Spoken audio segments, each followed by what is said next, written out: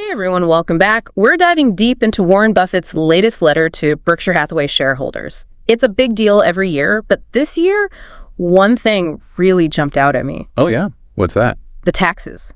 Their tax bill. Oh, wow. Yeah, that was a big number. $26.8 billion. With a B. That's actually 5% of all the corporate income taxes collected in the U.S. To help us break this down, we've got our expert here. Hi, everyone. It's a huge number, no doubt. Especially when you think about Buffett and how he plays the long game. The thing that I find interesting is how much things have changed. Like, back in 1965, a young Warren Buffett's Berkshire paid zero in income tax. Wow, so now they're like this huge GE contributor? Yeah. What do you think changed? Well, Berkshire Hathaway is a lot bigger than it used to be, for one. I'm sure their investments are different, too. And haven't the tax laws changed a lot since 1965? Oh, absolutely. Tons of changes to the tax code over the decades. Buffett actually talks about this in his letter. He compares glamorous startups that just want to grow as fast as possible and avoid taxes to a pillar of American industry like Berkshire, which knows it needs to contribute to the nation's well-being. Yeah, it's a clever comparison. He's basically contrasting the short-term thinking with the long-term view. You know, building a sustainable company also means playing by the rules and doing your part. Yeah, and he doesn't stop there. He actually gives advice to the government on how to spend all this money they're getting from Berkshire. He specifically mentions helping people who are struggling, keeping the dollar stable, and avoiding what he calls fiscal folly. Yeah, he's really emphasizing the power of fiscal policy. You know, what the government does with this money matters a lot. It can impact the entire economy. Things like social programs, inflation, everything. It's like he's saying, we did our part, now it's your turn to spend it wisely. Exactly. He's basically saying, be responsible. Think about the future. Okay, let's focus on one of Berkshire's wins, Guido. Buffett shouts out Todd Combs for turning things around. Pre-tax underwriting earnings more than doubled to $7.8 billion last year. That's impressive. What did they do right? Well, they've been able to increase the average premiums they get, you know, what people pay for insurance. But at the same time, they've lowered how often people are making claims. So they're picking the right people to insure and making sure things run smoothly. Exactly. It shows how good management can make all the difference, even in a tough industry like insurance. Now, here's something interesting. Berkshire's income went up by a lot, like 27%. But get this, more than half of their businesses actually saw earnings decline. Wow. So how is that even possible? That right there is the power of diversification. And it shows how Buffett thinks long-term. Remember, Berkshire Hathaway isn't just one company. They own tons of businesses all over the place. Oh, right. So even if some businesses have a bad year, others are probably doing well. Exactly. It's like that saying, don't put all your eggs in one basket. That makes sense. Speaking of investments, I noticed something strange. They're not buying as many stocks anymore. They actually sold off a bunch, like a net $134 billion worth. Yeah, that raised some eyebrows, that's for sure. A lot of people are wondering what Buffett's up to. If we look at the economy as a whole, maybe he's seeing something change. Maybe things are shifting. So it's not random. They're making decisions based on what they think is going to happen in the future. Right. It could be anything. Maybe they think some stocks are getting too expensive. Maybe they're worried about the economy slowing down, or maybe they just think some of their holdings have peaked. So instead of buying, they're sitting on a huge pile of cash, right? Yeah, a record-breaking pile. Over $300 billion. Wow. What do you think he's going to do with all that money? That's the big question, isn't it? Maybe he's got his eye on some big acquisitions, or maybe he's going to buy back a bunch of Berkshire's own stock. Or who knows, maybe something completely different. He's known for being patient. He'll wait for the right moment. Oh, absolutely. He's looking for opportunities to grow Berkshire's value. But he won't rush into anything. Speaking of the future, Buffett mentions his successor, Greg Abel. He even praises him, saying he's great at seizing opportunities. Why is that such a big deal? Succession planning is so important for any company, but especially for Berkshire Hathaway. I mean, this company's been so tied to Buffett for so long. It's not just about finding someone to be the CEO, right? It's about making sure the company keeps its culture and that they keep investing the same way. You got it. It's about finding someone who can take over and keep things going strong. Buffett's a legend. Those are big shoes to fill. You can say that again. Even with all this talk about the future, Buffett still sneaks in some of his classic humor. He says he's not good at anything else, that he has to stick to stocks. Classic Buffett. But, you know, there's a good lesson in there for all of us. He's basically saying, find what you're good at and stick with it. Yeah. Like, I might be this amazing investor, but I'm still just a guy who found his thing and made the most of it. Exactly. It's not about being good at everything.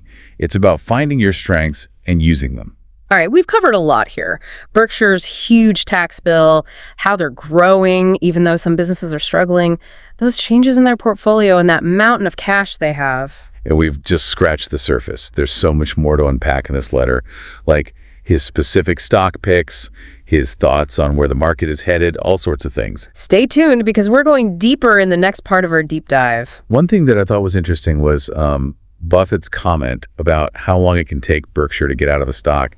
He even said, like, we can't come and go on a dime. Yeah. It's not like they can just click a button and sell millions of shares. Right. They've got so much invested that even a small change takes a while to make happen.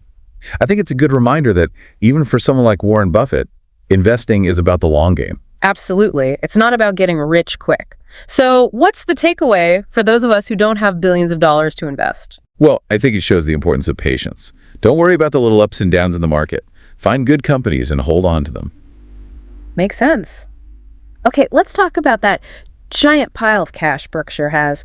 Over $300 billion. That's a lot of money just sitting there. Yeah, it's a tough situation. I mean, having all that cash gives them a lot of options. They can jump on any opportunity that comes along. But on the other hand, it's not really doing anything for them right now. So it's a balancing act.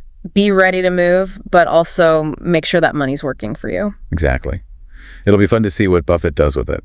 Okay, let's talk about some of the specific moves Berkshire made this year. They sold off a bunch of their Bank of America stock and some other bank stocks too. Why would they do that?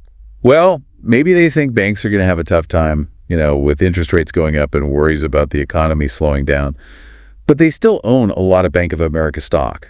So they're not completely giving up on banks. Right. Maybe they're just rebalancing their portfolio, selling some things that have gone up in price and buying other things. Makes sense.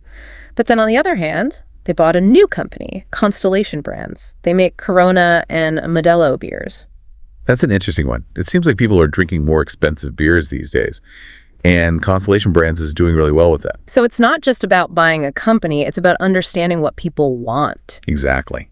Buffett and his team are always looking at the big picture. All right, one more thing. Berkshire sold those two big ETFs, the SPLR S&P 500 and the Vanguard S&P 500. Those are basically just like baskets of stocks that track the whole market. Why would they sell those? That could be a sign that they're not so sure about the stock market right now. Maybe they think prices are too high. So instead of just going with the flow, they're being more picky about what they invest in. Right. Or maybe they just need the money to buy something else.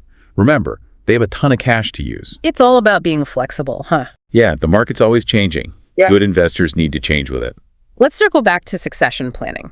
Buffett's successor, Greg Abel, is mentioned a few times in the letter. What's the big deal about that?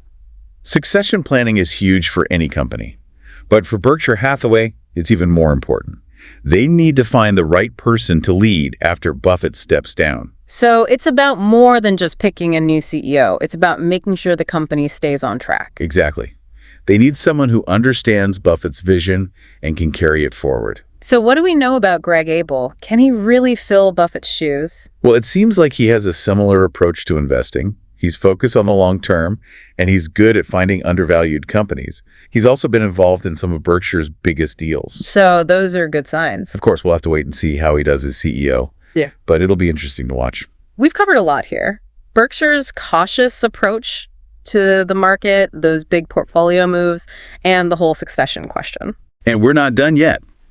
There's more to dig into, like Buffett's thoughts on the economy and government spending. Stay tuned as we continue our deep dive into Warren Buffett's world. It's wild to think about that giant tax payment Berkshire Hathaway made. It really shows how much of an impact they have on the whole U.S. economy. Yeah, for sure.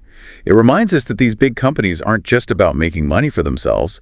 They can have a huge impact on, everyone. And Buffett seems to get that. Like, he's not just paying his taxes, he's actually giving advice on how to spend that money. Right. He's part of the conversation about being responsible with all that cash. Yeah, he specifically talks about helping people who are struggling, keeping the dollar strong, and not spending recklessly.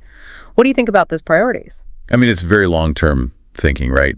Which makes sense, coming from Buffett. Helping people in need makes society stronger. A stable dollar protects us from crazy ups and downs. And, well, avoiding dumb spending means we're using our resources wisely. It's like he's saying, hey, let's make sure things are good, not just for us now, but for everyone in the future. Exactly. He's not just focused on the next year or two. He's thinking about the long game. Okay, before we wrap things up, I want to mention something else Buffett said that really stuck with me. He talked about how Berkshire's success isn't all about him, it's about all the talented people working together. Oh, I like that. It's easy to forget that, Behind every successful company, there are tons of people who make it happen. Yeah, even the Oracle of Omaha doesn't do it alone. He knows he needs a good team. And that's a good lesson for everyone, right? Whether you're running a business or just trying to achieve a goal, you need other people. All right, I think we've done a pretty good job breaking down Warren Buffett's letter. We've covered their record taxes, how they're changing their investments, that whole question of who takes over when Buffett's gone, and his thoughts on the economy. Anything else you want to add? I think we hit all the big points. It's been a fun look into the mind of, well, one of the most successful investors ever. Hopefully our listeners learned a thing or two.